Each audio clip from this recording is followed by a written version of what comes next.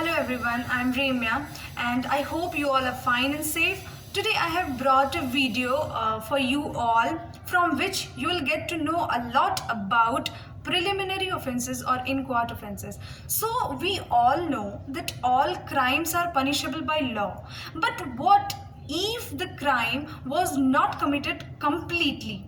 Can we say that an offense has been committed? Interestingly, the answer to such question is yes. Even incomplete crime are punishable. Such offenses are known as in-court offenses. So we come across the terms like attempt to murder, conspiracy, attempt to suicide, or abetment to murder, etc. So these terms are related to in-court offences. They are based upon the thought that prevention of crime is better than the punishment of crime. So thus it intends to stop the crime from the very beginning.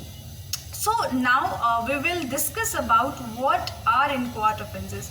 So in-court offences refer to incomplete offences which is not complete. So in a literal sense, the word in-court means unfinished or underdeveloped.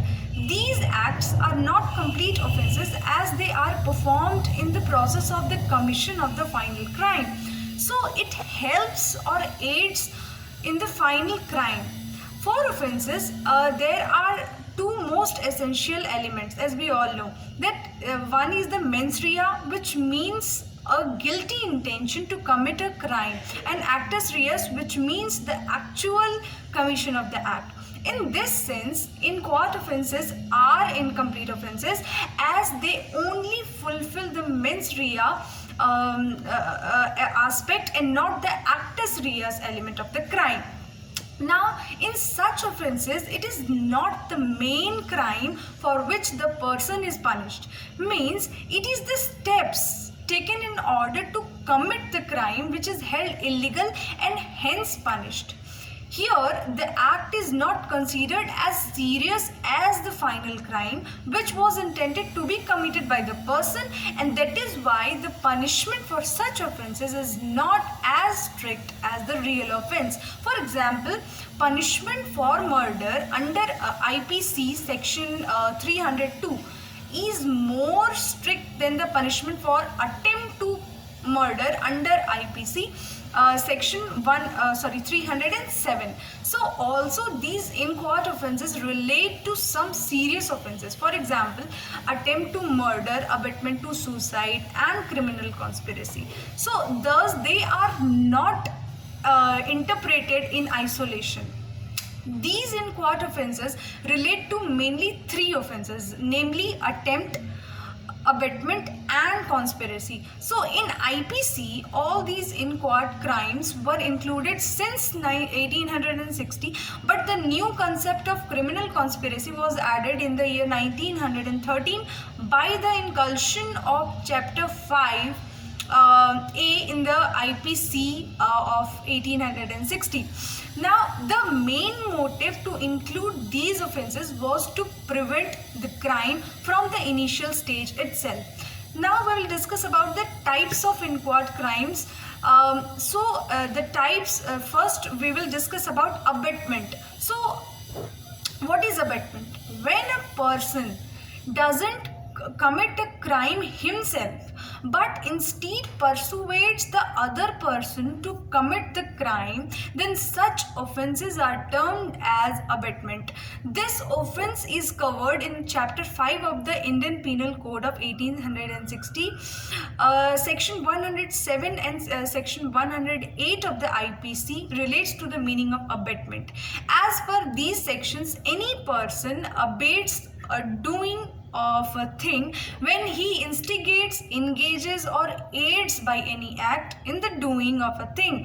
For instance, A assists or aids B in the murder of C, then A is liable for abetment. So in abetment, the act of instigating, encouraging, and aiding is seen as actus reus, and the intention behind doing this relates to mens reus. Thus, abetment satisfied both elements needed to be called as offense. However, it is important that the action of the instigating, encouraging, or aiding should clearly show that the person has the intention to commit the crime.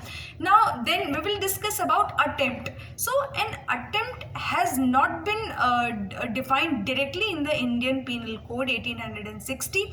However, Chapter 23 of the IPC mentions the punishment to attempt an offense with imprisonment or life imprisonment in the case maybe. For a crime to be committed, there are 4 stages. First, the idea or the intention to commit crime. Second, preparation for committing the crime. Third, attempt to crime. And fourth, that is actual commission of the crime. So thus here we are discussing the third stage, that is attempt. In the simple sense, it means to direct movement towards committing the crime after preparation has been done. However, the actual commission of the crime doesn't take place. Attempt to crime is also an offense. For instance, a person intends to kill B. He shoots at B but misses the target, and hence the actual crime of murder or culpable murder doesn't take place. In such case, A will be charged with the offense of attempt to murder under section 307 of the IPC. The IPC deals with the attempt in 3 different ways. First, in some cases, the commission of the offense and its attempt are both dealt with the same section and same punishment. For example, sedition under section 124A of the IPC.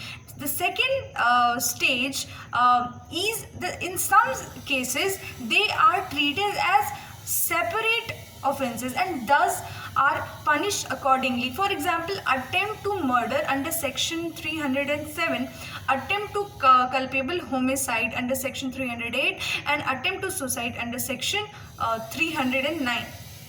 The third way is that all other offenses which are not covered by the above 2 mentioned categories, this is provided in section 511 of the IPC, where it mentions the punishment of the life imprisonment or simple imprisonment for committing such offense.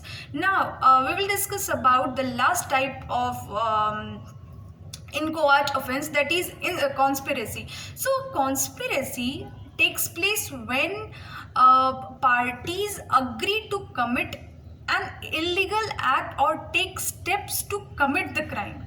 This is different from an attempt in the sense that a person can be charged with both conspiracy to commit the crime and for the crime itself if the commission of the crime is successful.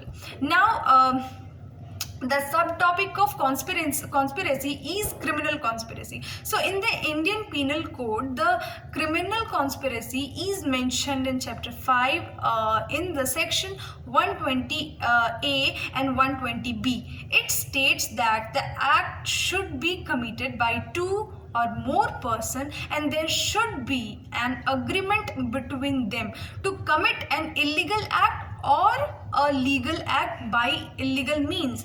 This is an inchoate offense as it does not require the completion of the crime.